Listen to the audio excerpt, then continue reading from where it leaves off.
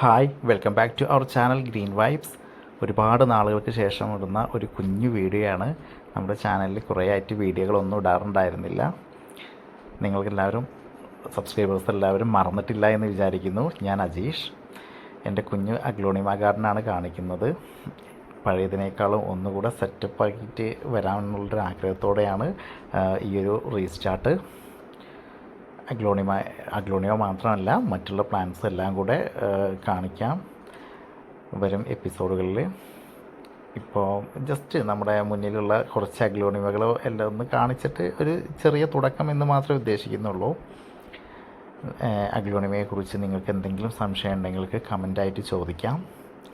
ഇപ്പോൾ മഴക്കാലമായതുകൊണ്ട് അഗ്ലോണിമ എല്ലാം നല്ല ഹെൽത്തി ആയിട്ടിരിക്കുന്നുണ്ട്. ഇതെല്ലാം ഷെയ്ഡ് നെറ്റിൻ്റെ അടിയിലാണെങ്കിൽ പോലും ഞാൻ മഴ ഇടയ്ക്ക് കൊള്ളിക്കാറുണ്ട്.